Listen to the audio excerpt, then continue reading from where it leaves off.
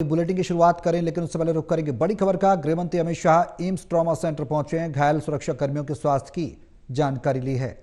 नक्सली हमले में घायल हुए थे सुरक्षाकर्मी। गृह मंत्री अमित शाह ने दिल्ली के एम्स ट्रॉमा सेंटर का दौरा किया और छत्तीसगढ़ और तेलंगाना सीमा पर करेगुट्टा हिल्स यानी KGH में चलाए गए 21 दिनों के नक्सल विरोधी अभियान में घायल हुए सुरक्षाकर्मियों के स्वास्थ्य की जानकारी ली।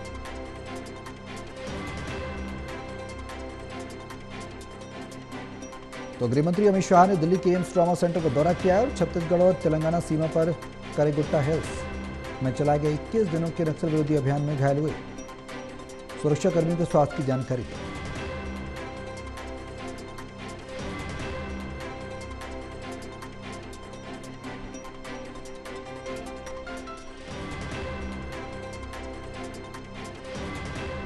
तो देश के गृहमंत्री अमित शाह दिल्ली के एम्स ट्रॉमा सेंटर में पहुंचे, दौरा किया वहां का।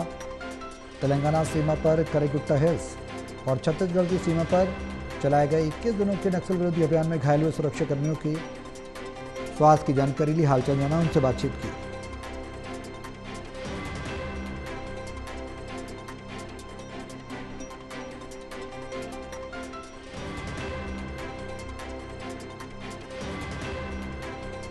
तस्वीर में देख सकते हैं किस तरह से सुरक्षाकर्मियों से उनका हालचाल ले रहे हैं केंद्रीय गृह मंत्री अमित शाह।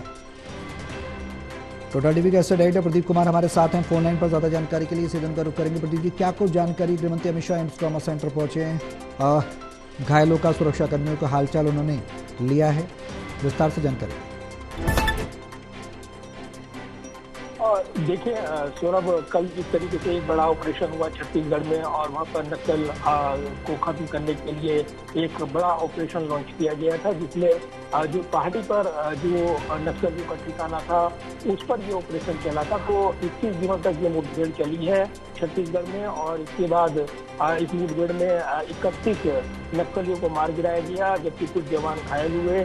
तो इन्हीं घायल जवानों से मुलाकात करने आज दिल्ली के अस्पताल पहुंचे गृह मंत्री अमित शाह और उनकी हेल्थ का अपडेट लिया है। तो ये पूरा घटनाक्रम छत्तीसगढ़ में नक्सल विरोधी अभियान के दौरान घायल हुए 5 सुरक्षा कर्मियों के स्वास्थ्य के बारे में जुड़ा है, क्योंकि जो उनको ऑपरेशन के दौरान यहाँ पर घायल हुए थे और जो नक्सली ऑपरेशन उनके खिलाफ ऑपरेशन किया गया था, ऑपरेशन ब्लैक फॉरेस्ट, उसमें हिस्सा लिया गया था, क्योंकि छत्तीसगढ़ और तेलंगाना सीमा के करेगुट्टा हिल्स यानी KGH में ये ऑपरेशन चलाया गया।